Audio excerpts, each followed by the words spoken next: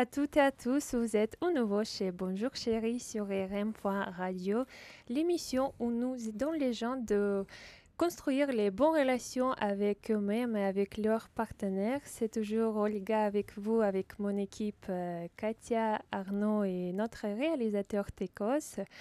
Et notre invité aujourd'hui est Philippe Erland. Bonjour Philippe. Bonjour Olga.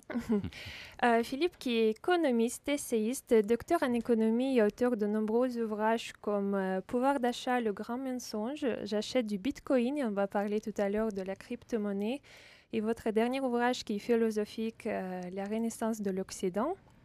Aujourd'hui, le sujet, c'est le couple et l'argent. Parce qu'à l'ordre du jour, on se pose, la question est comment se comporter face à la crise actuelle sanitaire et économique également, je pense. Et on se pose beaucoup de questions parce que l'argent, c'est vrai que l'une des questions vitales pour le couple, pour la famille et toute personne. Et on se pose la question aujourd'hui, comment gérer son argent aujourd'hui, préserver ses finances, et on aimerait trouver avec vous, Philippe, les réponses à nos questions. Et ma première question, comment aujourd'hui il vaut mieux placer son argent? Il faut se poser cette question parce que nous sommes dans une situation, tout le monde connaît, avec la crise du coronavirus. Nous sommes dans une situation de crise et donc c'est à ces moments-là que les cartes sont rebattues. Et voilà. Alors, ça ne veut pas dire déjà avant la crise du coronavirus, on était déjà dans une crise économique plus ou moins importante quand même. Hein. Il y a toujours un chômage structurel en France. Il y a un problème de pouvoir d'achat. Voilà. Mais disons que la crise, le confinement et le déconfinement qui se fait difficilement, qui se fait mal, qui se fait de façon un peu brouillonne, je trouve, continue de maintenir cette crainte sanitaire. Et ça pèse sur l'économie. J'ai entendu ce matin que Marseille allait imposer le masque partout dans la ville. Et alors ça n'a pas d'impact économique en soi, mais allait demander aux bars, aux bars, aux restaurants de fermer à 23 heures. Alors on se demande pourquoi fermer à 23 heures. Enfin, s'ils sont ouverts et qu'il y a de la contamination, je ne vois pas ce que ça change de fermer à 23 heures plutôt qu'à minuit ou 1 heure du matin. Mais bon, tout ça introduit une insécurité, une incertitude. Parce que est-ce que ça va être transposé à Paris ou à Lyon ou dans les grandes villes, on ne sait pas. Voilà. Tout ça crée une incertitude qui est vraiment malsaine et qui donc fait peser des risques sur l'économie.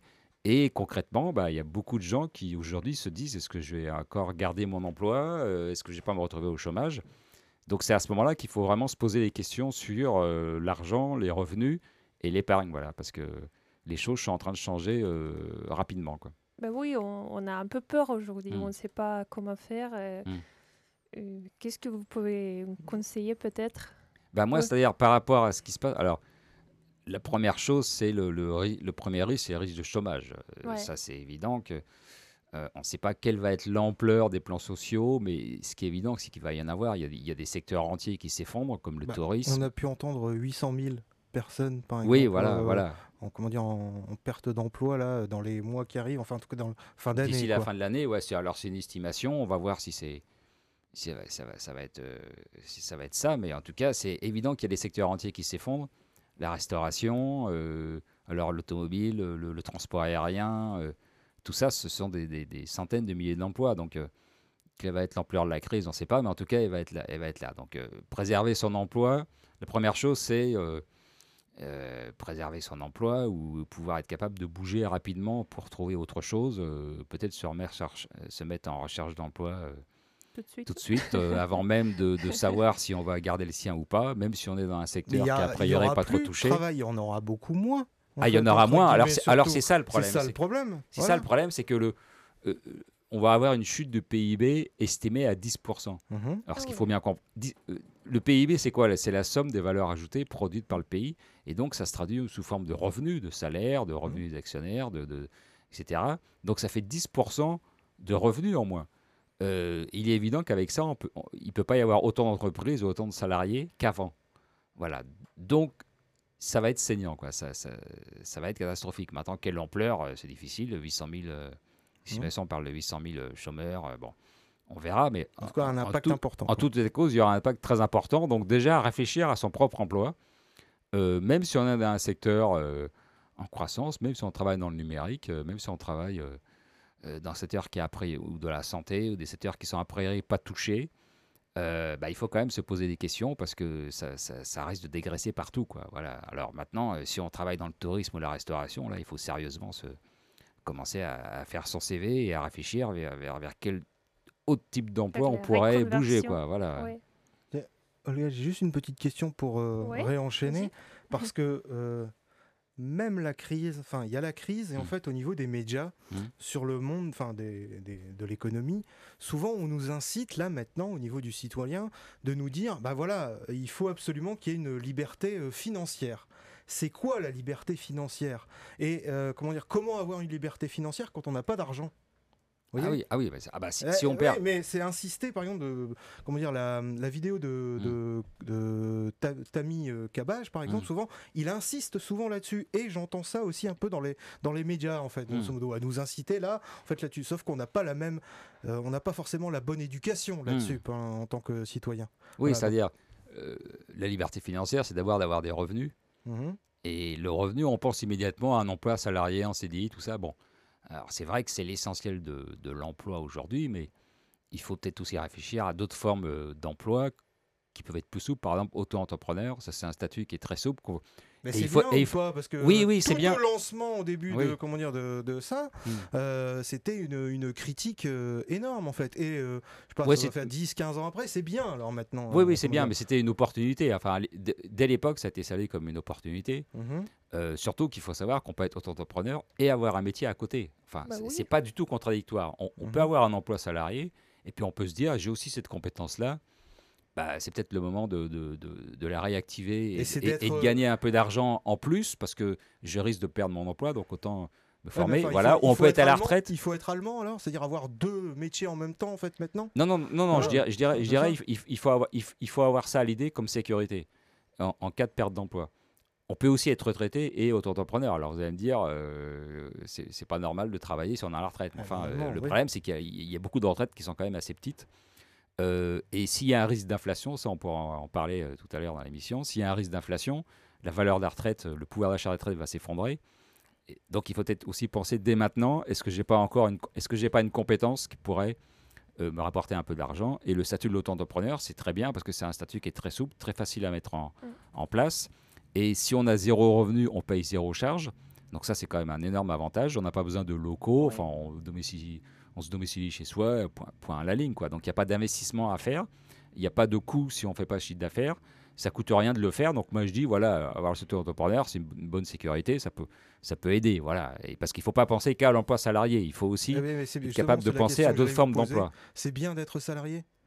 C'est bien ou pas? Je pense que Finalement. ça dépend de chacun. Bah, ça de dépend tes- de chacun, mais en tout cas, comment dire, être libéral sans être salarié, en fait, en général, c'est acquérir, en fait, disons, cette liberté financière. C'est plus facile, en général. Parce que Plutôt qu'être Oui. soumis, en fait, Quand vous êtes salarié, vous dépendez ouais. d'une entreprise. Bon, Voilà. alors si l'entreprise marche bien, si vous êtes performant dans votre poste, c'est bon.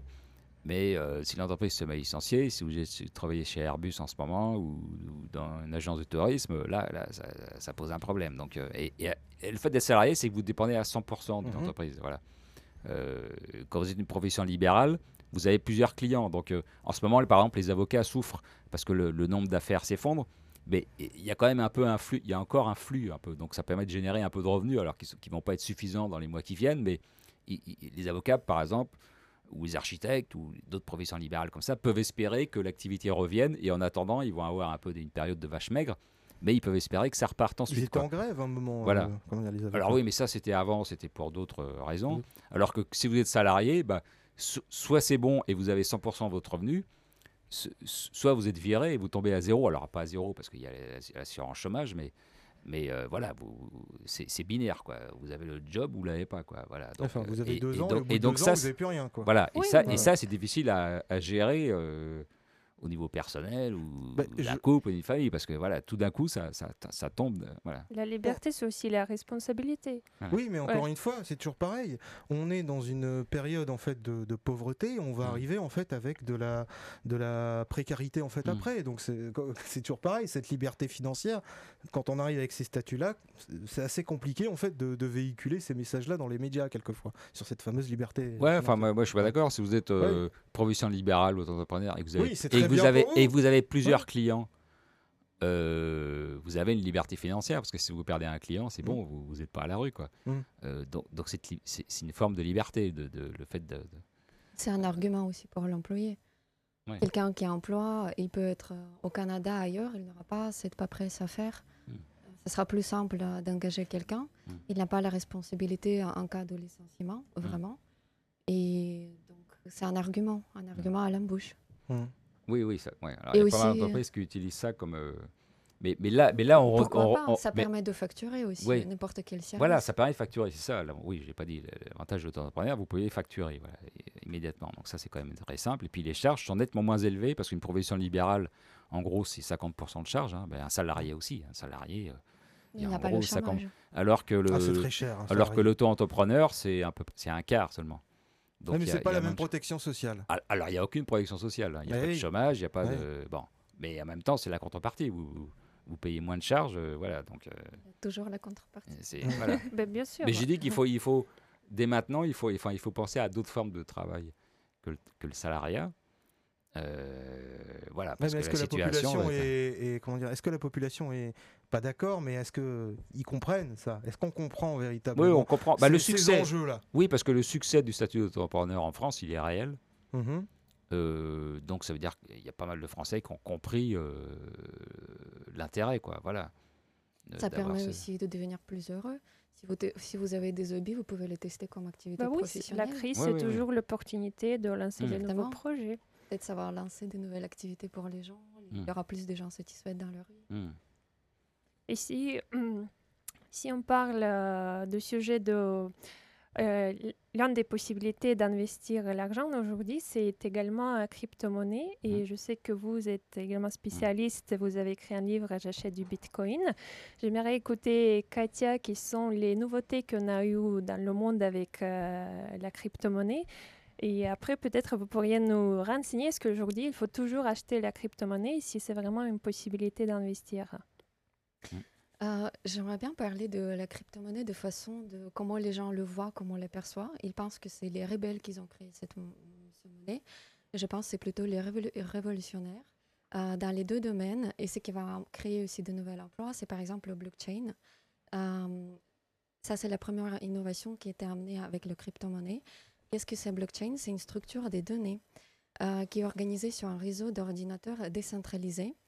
Et ce qui permet déjà l'authentification plus facile, la sécurité et l'auditabilité. Donc, il y aura peut-être moins d'audits, il y aura moins de spécialistes dans ce domaine-là, mais ça va réduire les coûts pour les entreprises. Et tout le monde a l'accès au blockchain. Très souvent, c'est ouvert. Et donc, tout le monde peut vérifier la fiabilité de cette structure. Comment c'est réalisé la sécurité de blockchain? Il utilise la signature numérique et le cryptage. Donc, crypto-monnaie, c'est parce que c'est des façons différentes de crypter. Il y a aussi une forte transparence. Donc, il aura le meilleur niveau, le meilleur service. Il y aura moins de falsification, moins d'effets cachés. Ça sera beaucoup plus compliqué si ce système sera utilisé dans tous les domaines.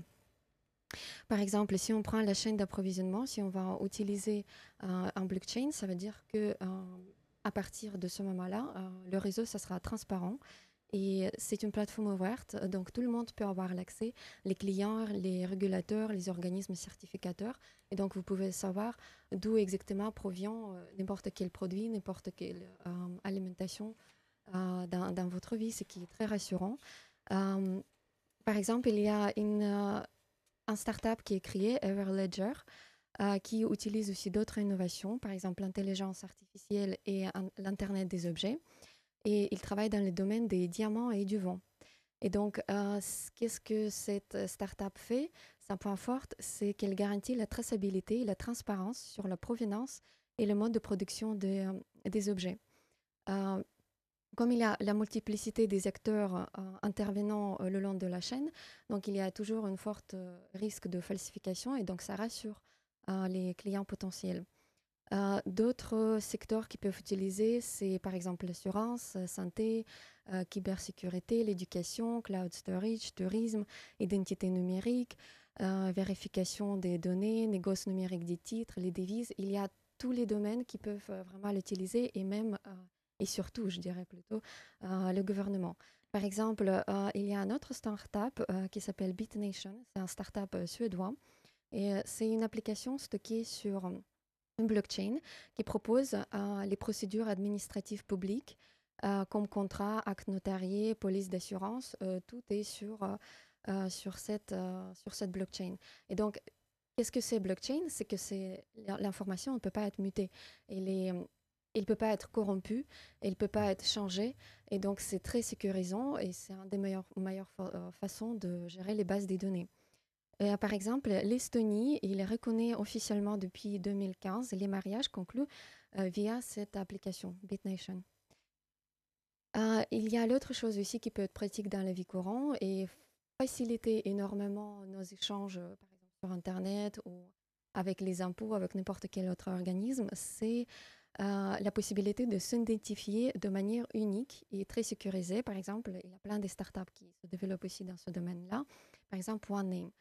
Bon, il y a vraiment des milliers des business qui se créent dedans, donc aussi on peut s'orienter dedans et utiliser par exemple 2 ans de chômage pour apprendre une nouvelle métier. Ah On peut oui. vraiment apprendre en 2 ans comment programmer, comment faire le marketing par exemple pour ces entreprises-là, parce que pour l'instant c'est assez précoce, mais ça va se développer et donc ça c'est aussi une voie de développement.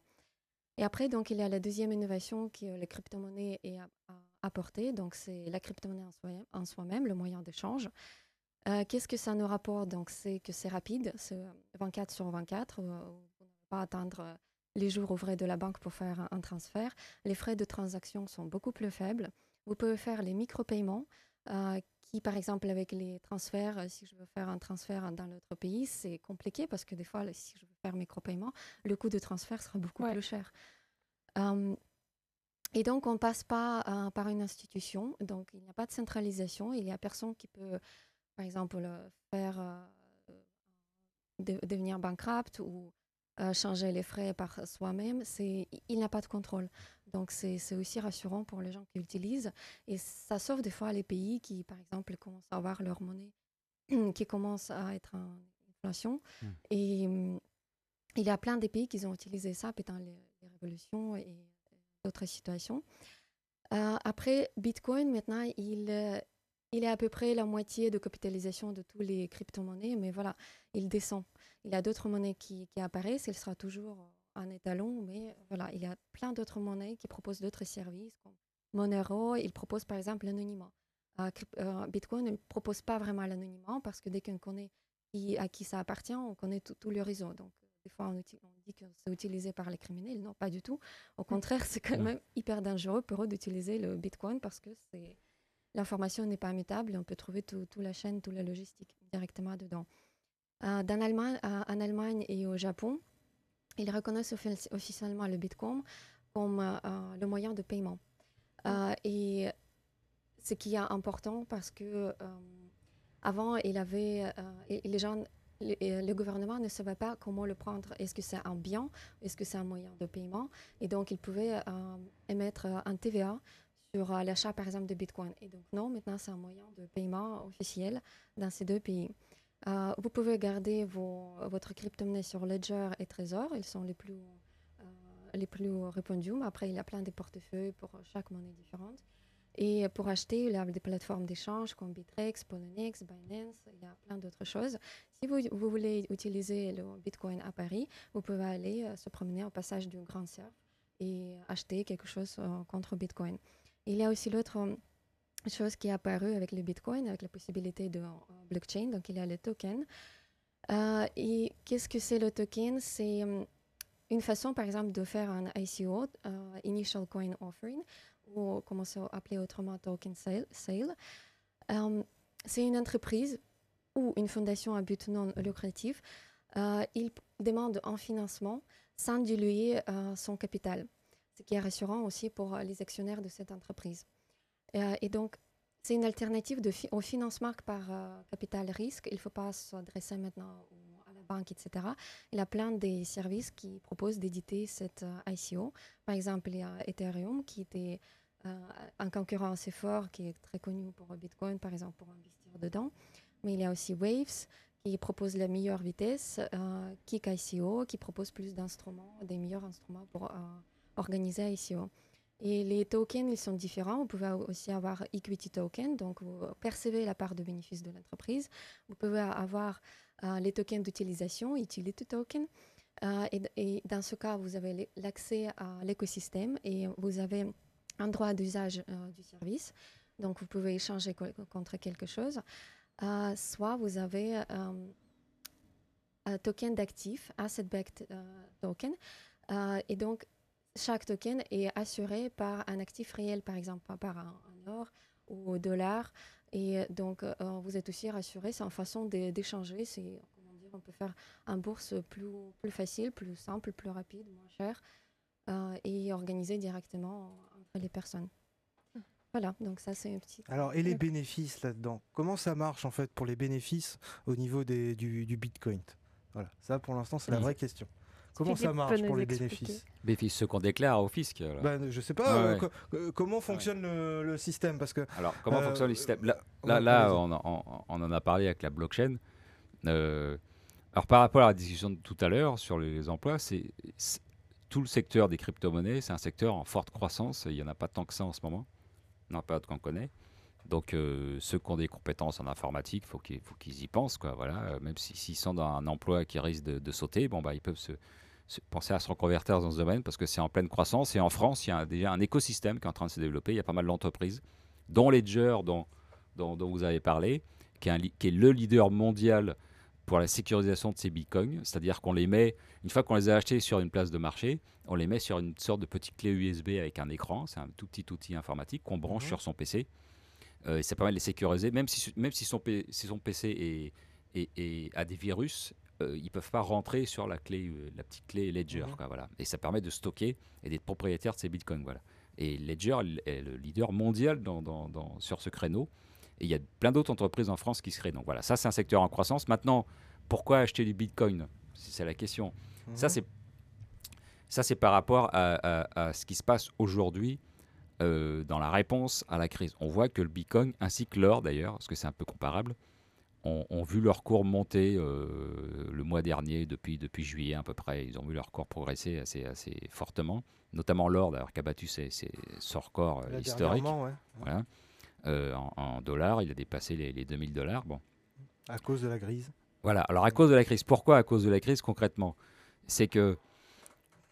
On a les mêmes périodes que 1929, me semble-t-il, à peu Non, près. Ce qui se passe aujourd'hui, c'est qu'on a les banques centrales qui font tourner la planche à billets à un rythme délirant, quoi. Alors, elles le faisaient déjà avant, mais là, elles le font parce 2008, ça avait déjà commencé. Déjà, ça a commencé en 2000, en fait. Ça a commencé en 2000 quand la Fed, la Banque centrale américaine, a baissé ses taux d'intérêt suite au crack du Nasdaq en 2000 et aux attentats du 11 septembre 2001.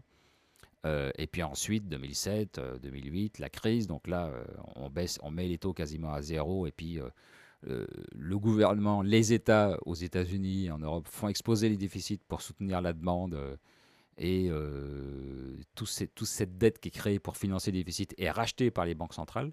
Mais ce qu'il faut comprendre, c'est que quand une banque centrale rachète des bons du Trésor, elle crée de la monnaie.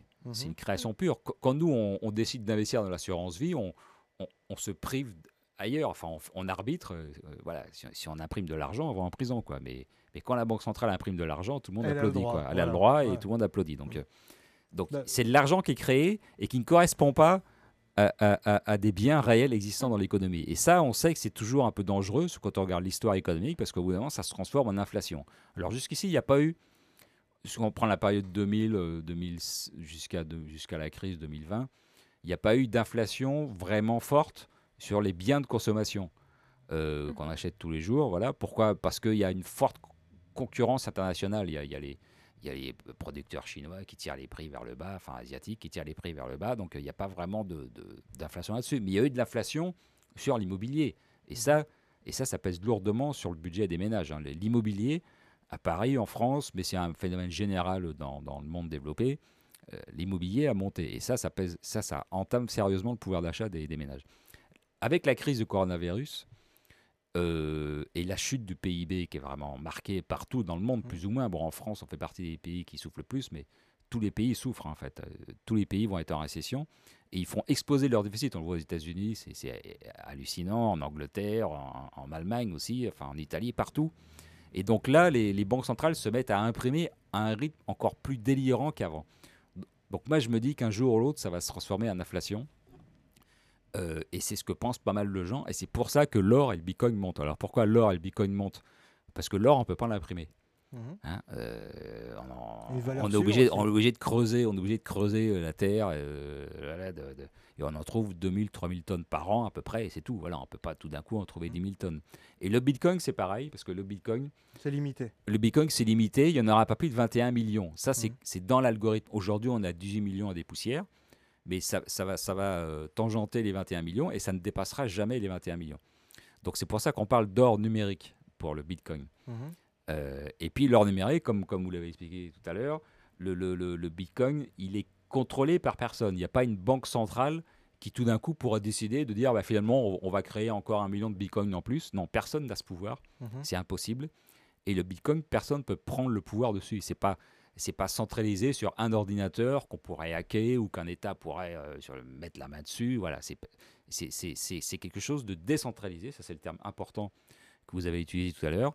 Les bases données, la base donnée, la blockchain qui permet de voir les transactions et d'assurer le fonctionnement du Bitcoin, c'est décentralisé sur tout un réseau d'ordinateurs. Donc personne ne peut prendre le pouvoir, personne ne peut décider de changer les règles. Voilà. Donc c'est ça qui fait la force du Bitcoin. Voilà. C'est pour ça que le Bitcoin a monté dernièrement. Bitcoin et l'or ont monté parce qu'il y a des craintes d'inflation qui apparaissent chez les investisseurs. Et donc, dans ce cas-là, moi, je dis aux gens, si vous avez réfléchissez à votre travail, ça on en a parlé tout à l'heure, mais réfléchissez à votre épargne, parce que là aussi, les cartes vont être rebattues, parce que s'il y a de l'inflation, l'assurance vie qui rapporte déjà pratiquement plus rien, vous allez perdre de pouvoir d'achat. Le livret A qui rapporte 0,75, c'est-à-dire c'est déjà même pas l'inflation, ça va perdre en pouvoir d'achat. Alors que si les prix se mettent à déraper, l'or et le Bitcoin vont monter. Et ça va permettre de compenser la hausse des prix. Alors, il n'y a pas que l'or et le Bitcoin, il y a aussi tout ce qu'on appelle les actifs réels. Alors, il y a aussi des marchés qui ont aussi monté dernièrement, les œuvres d'art, les voitures de collection, l'immobilier. Voilà. Maintenant, dans ces trois marchés-là, chaque bien est unique. Le marché de l'art, il faut connaître. Il ne faut surtout pas y aller si on ne connaît pas. C'est toujours pareil. Et chaque bien est unique. Il y a une catégorie de population qui est qui ne peuvent pas accéder pas correspondre, qui peuvent pas y accéder. Par exemple. Pour le marché de oui, non mais oui. Non mais je suis d'accord. Pour le marché de l'art, qui peuvent pas y accéder, par exemple. Oui, mais pour le marché de l'art et voitures collection, et puis il y a des tickets d'entrée qui sont quand même élevés, donc c'est pas réservé à tout le monde.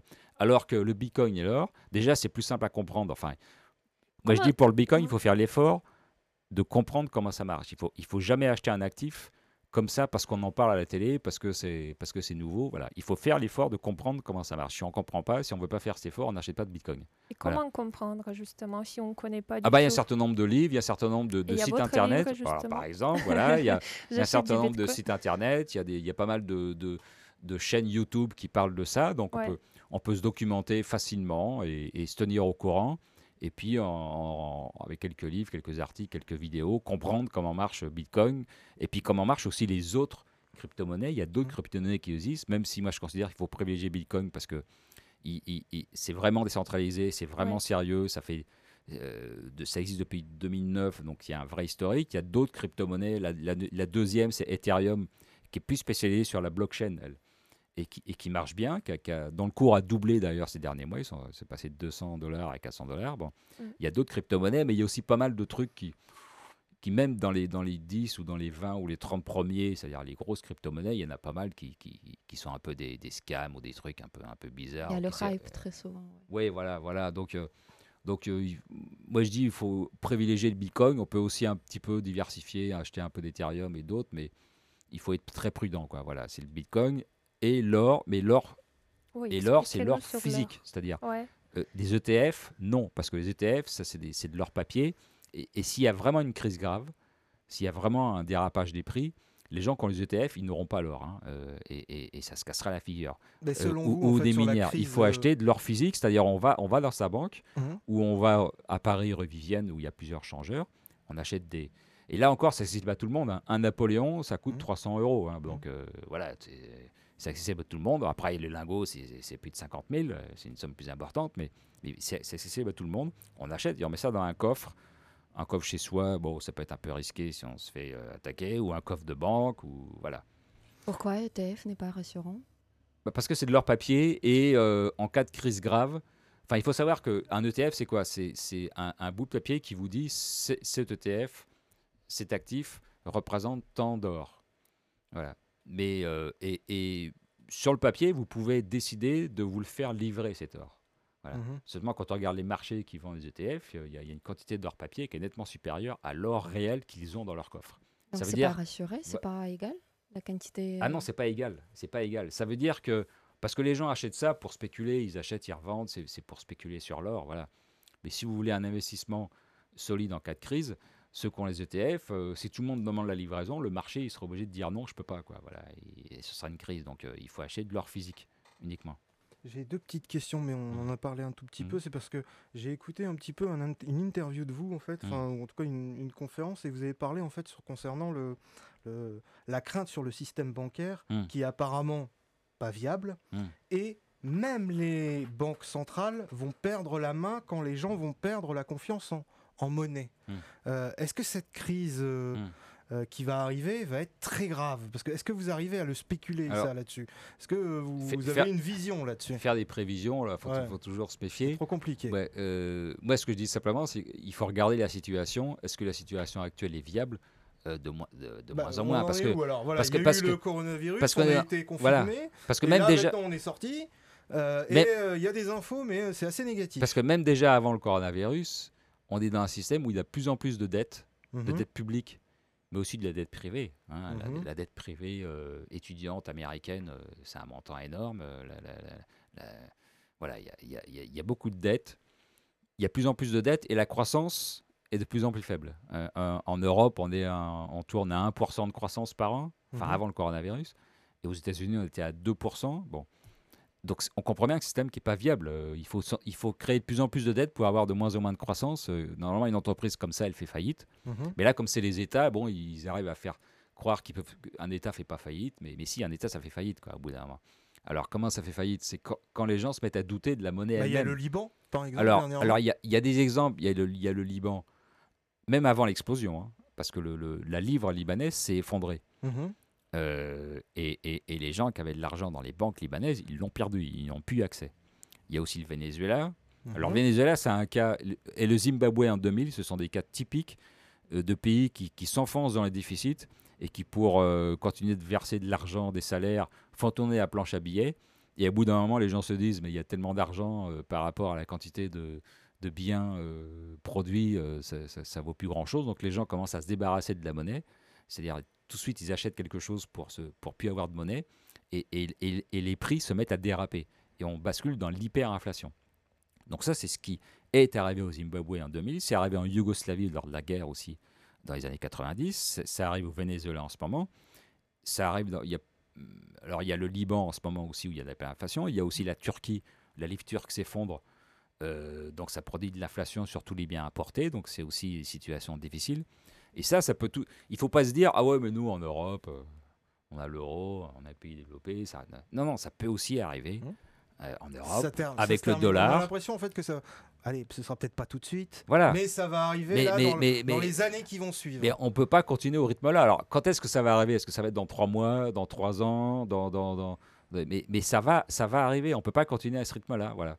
Parce que le discours de Le Maire qui consiste à dire on va rembourser les dettes avec la croissance, il n'y en avait pas avant déjà. Donc, j'ai un mec qui m'explique, quoi. J'avais l'impression, en fait, quand j'ai regardé un petit peu votre dossier, en fait, entre guillemets, c'est que vous aviez à peu près le même discours que Emmanuel Todt. Est-ce que vous connaissez normalement Ouais, Emmanuel Todt? J'avais juste l'impression, par exemple, sur le pouvoir d'achat, sur l'appauvrissement, il avait la même chose en fait derrière. En fait, La dans son stagnation, dernier etc. livre, Ouais. dans son dernier livre, il cite mon livre sur le pouvoir d'achat. Donc D'accord. j'étais très D'accord. fier, Ok, mais c'est- bah, mais- oui, mais- mais c'est parce mais- que vous avez la même Bravo. chose. Voilà, le même voilà, discours voilà. ensemble. En Voilà, fait, sur le c'est pour pouvoir ça. d'achat, on est tout à fait d'accord. C'est-à-dire, le pouvoir d'achat a baissé depuis 2000, notamment à cause de l'immobilier. Et ça se voit pas, ça j'explique dans mon livre Pouvoir d'achat, le grand mensonge. Ça se voit pas parce que l'INSEE magouille un peu le calcul de l'inflation en mettant l'immobilier à 6%. C'est-à-dire que le panier de la ménagère, qui sert à calculer l'inflation, en France, l'immobilier est à 6%. Mhm. Alors qu'il Ça y a assez représente. peu de gens en France qui consacrent que 6% de leur revenu à l'immobilier. Mhm. C'est plutôt, et notamment à Paris, c'est plutôt 20-30%. Bon. Et donc, si on met l'immobilier à ce niveau-là, avec la très forte hausse qu'il y a eu au début 2000, bah, ça fait plonger le pouvoir d'achat. Voilà.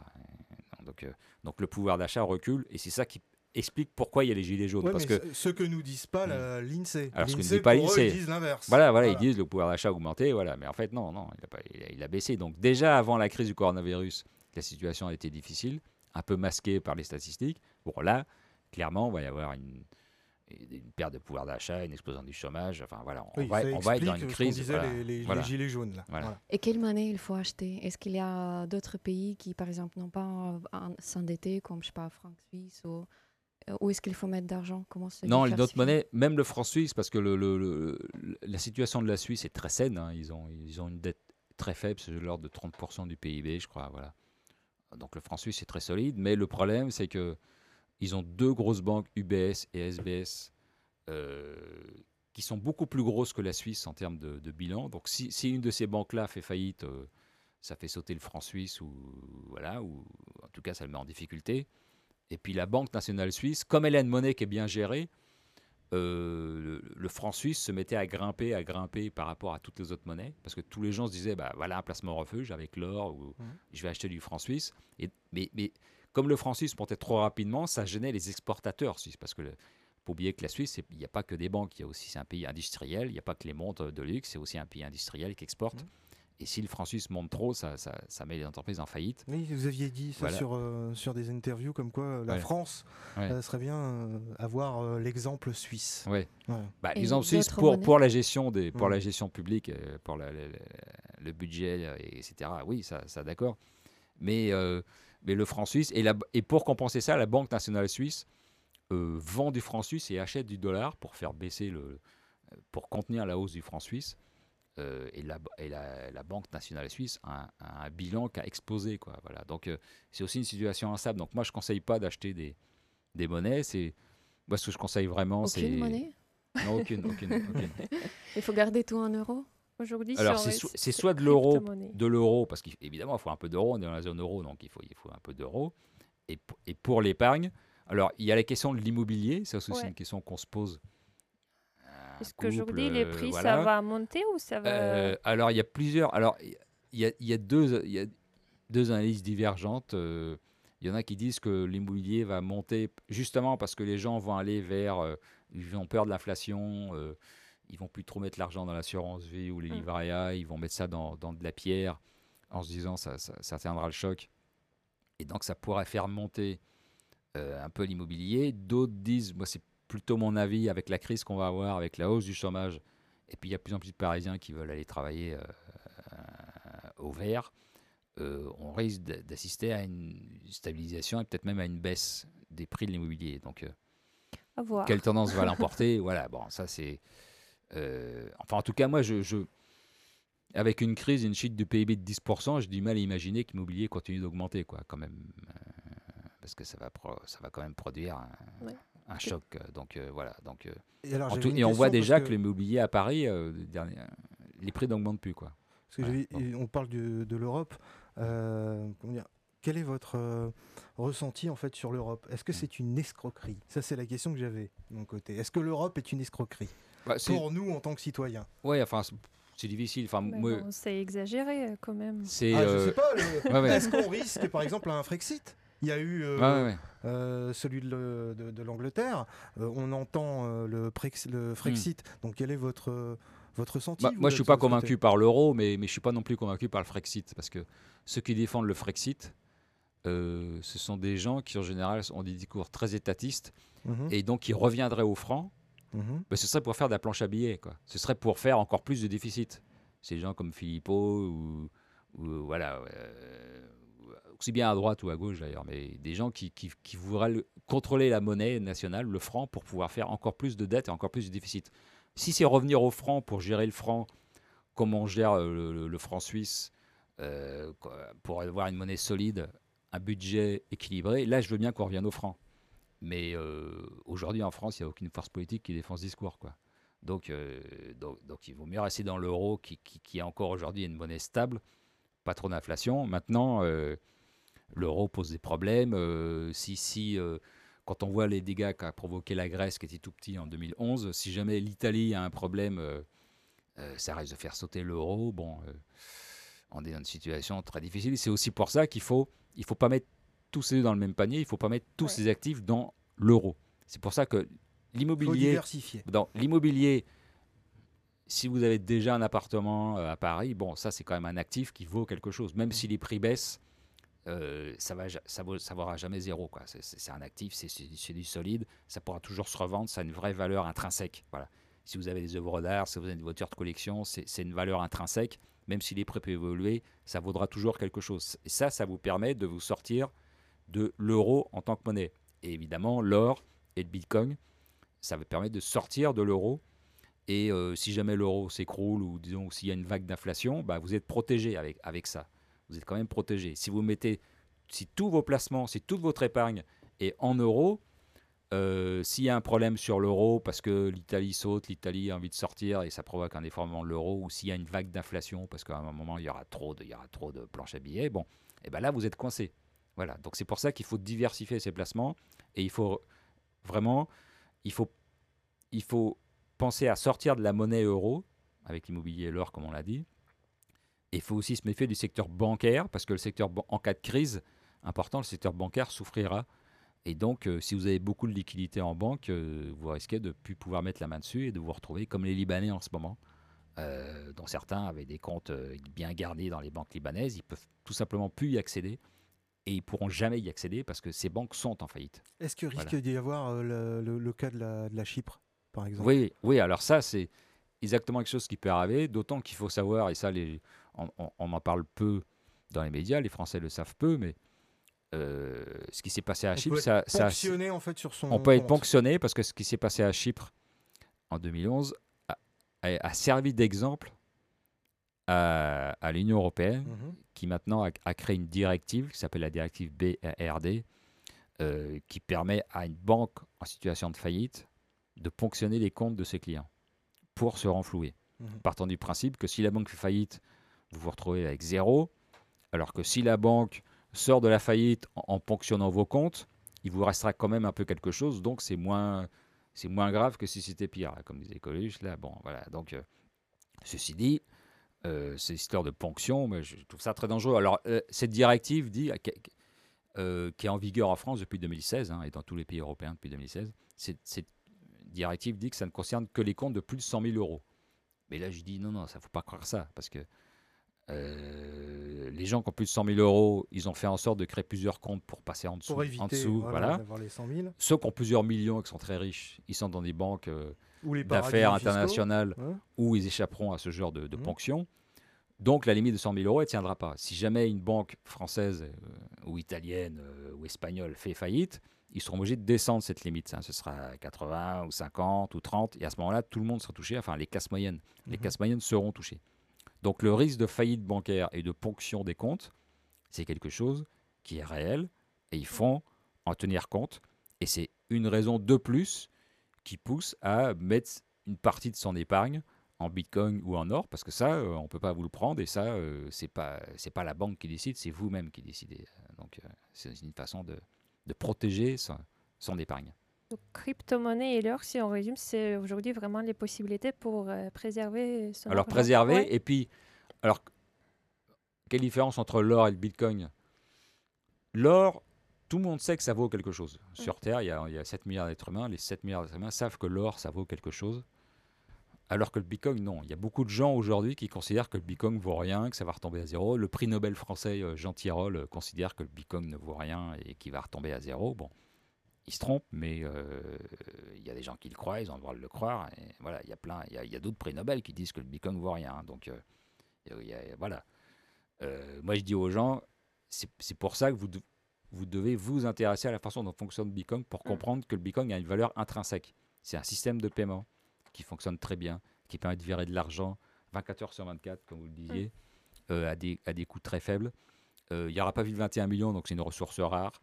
Et puis ça permet tous les développements de la blockchain, où là il y a plein de services qui peuvent être créés. Donc pour moi, ça démontre que le Bitcoin a une valeur, le Bitcoin et d'autres crypto-monnaies sérieuses ont une valeur intrinsèque. Voilà.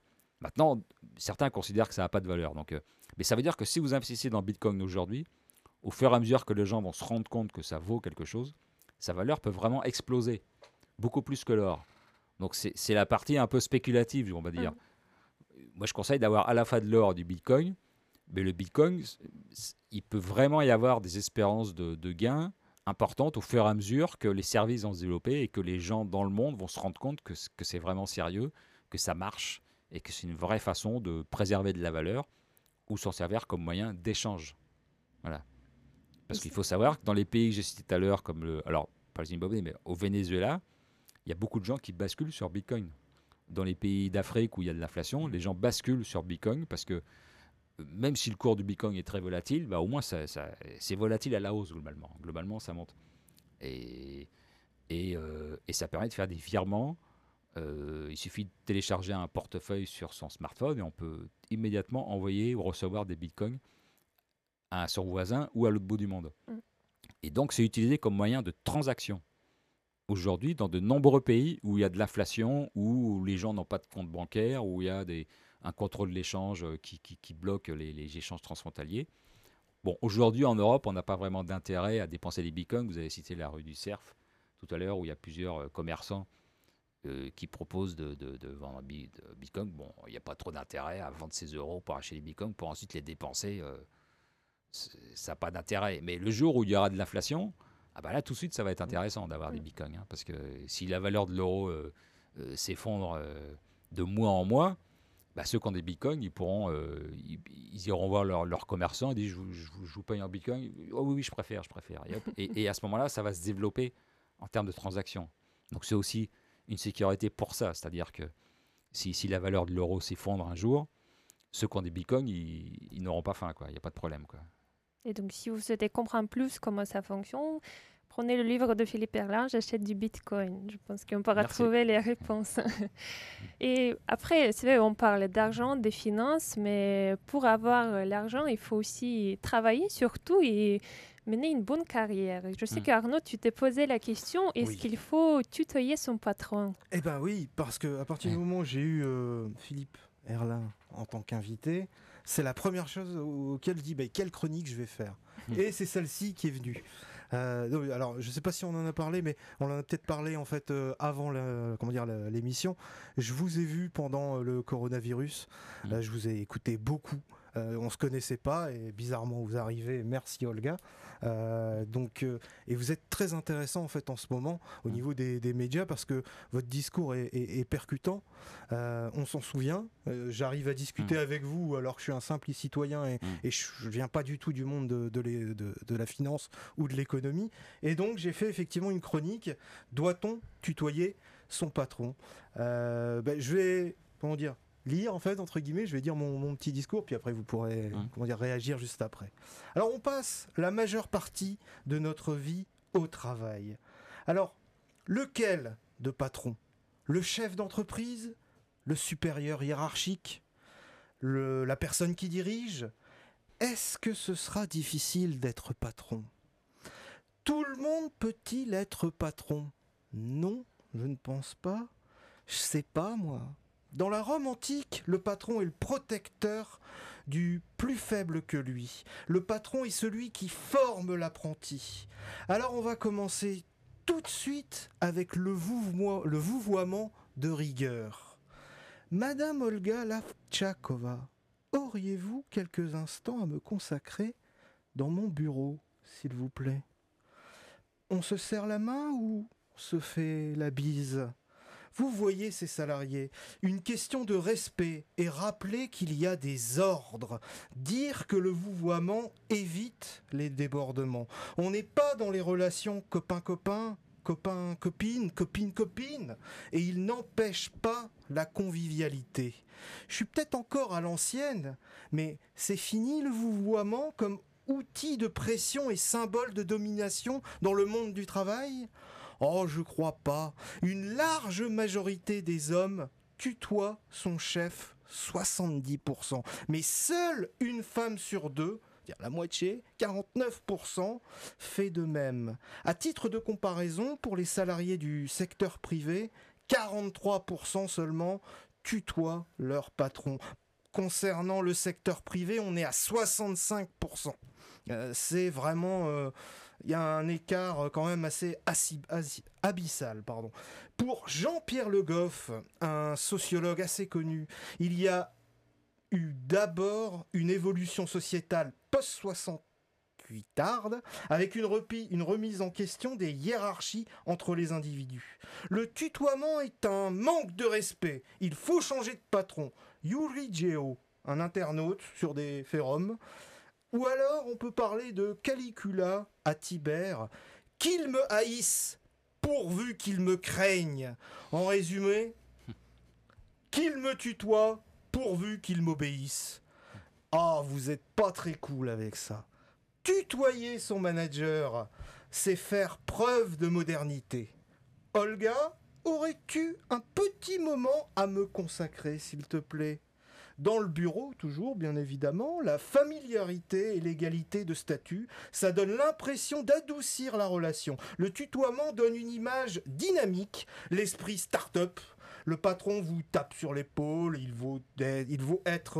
faut être décontracté, et on est encore cool. Olga est cool, elle va rester cool, c'est cool. En amour, Olga, quand deux yeux se rencontrent, ils se tutoient. Ben oui. Le tutoiement, une question de feeling. On ne décrète pas le tutoiement, on le propose ou on l'autorise. Il n'est pas question de copinage ou d'amitié forcée. Un petit peu quand même dans le monde des médias pour le copinage, me semble-t-il. Tutoyer son supérieur ne doit pas faire oublier sa position de chef qui saura vous remettre à votre place dès lors qu'il aura une remarque à vous faire. Tu parles. Le tutoiement, c'est un stratagème pour faire parler de soi et tenter d'amadouer le consommateur. Le tutoiement, une pratique managériale. Le tutoiement au cœur du nouvel esprit du capitalisme. Vive la finance, vive le capitalisme. Tutoyer peut susciter le malaise. Le tutoiement non réciproque peut toutefois être très mal ressenti, même aussi au niveau de l'augmentation du salaire, ce qui peut engendrer des situations délicates.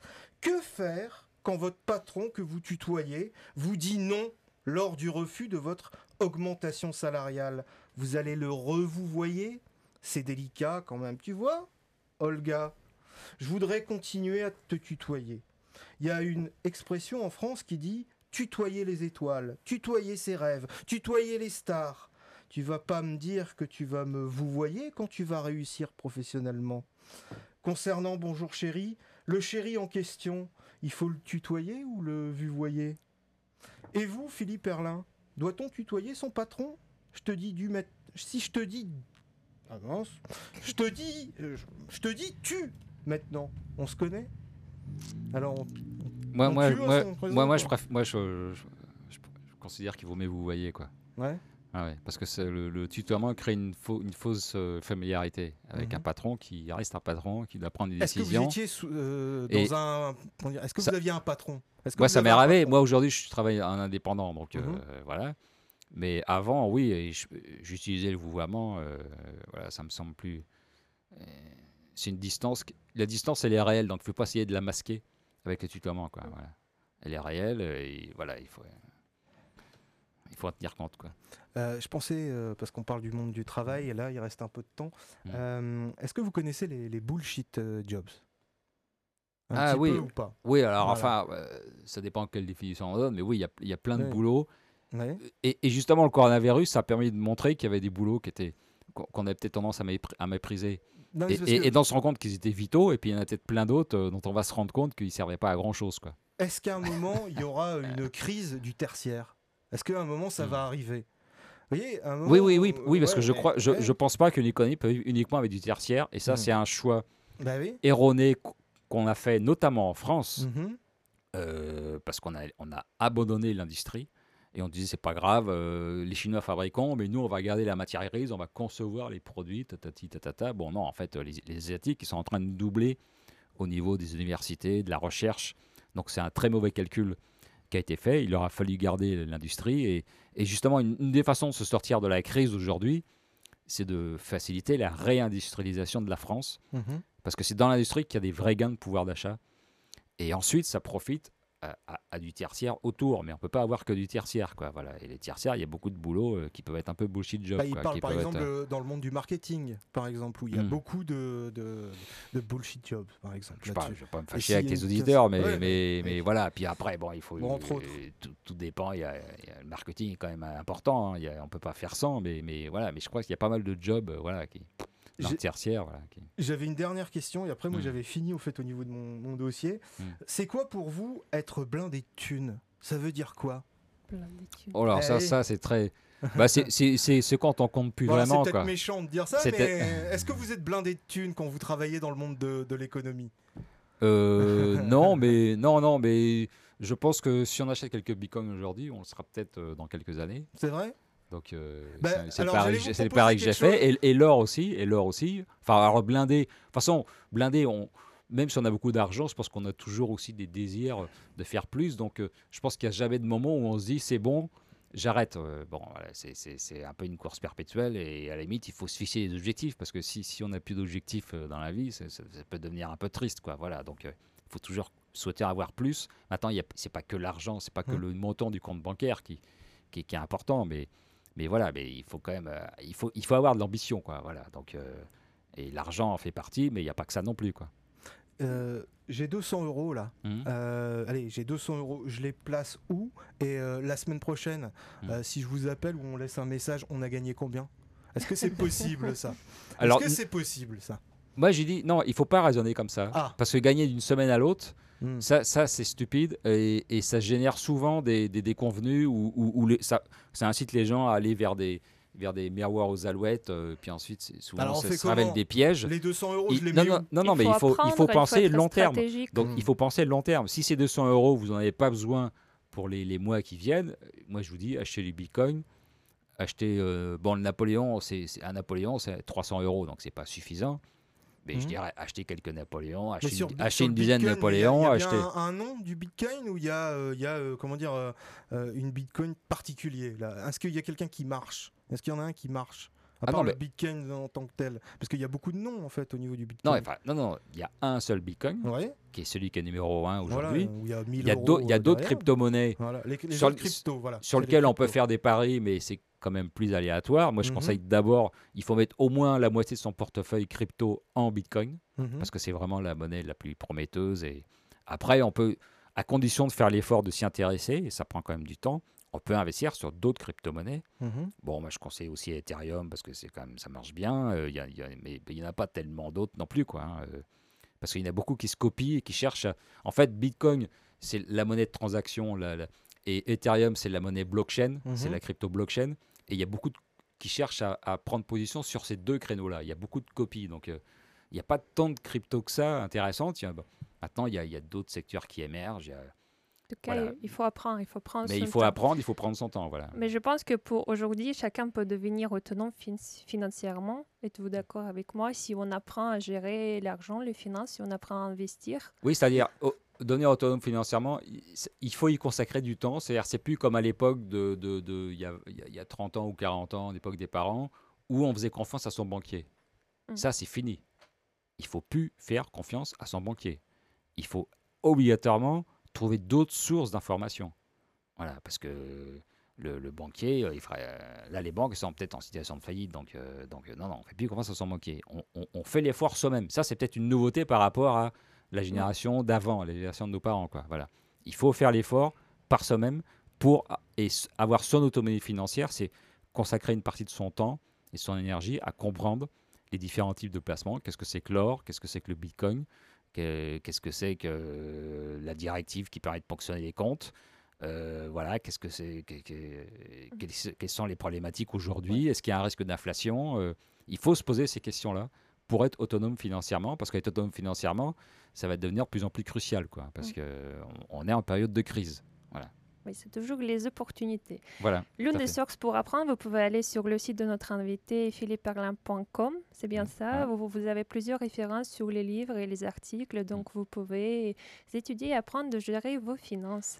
C'était aujourd'hui Philippe Perlin avec nous. On vous a appris à investir, mais surtout, n'oubliez pas d'investir dans votre bonheur. C'était Bonjour Chérie avec vous et à très bientôt. Merci. Au revoir. Merci beaucoup. Vraiment.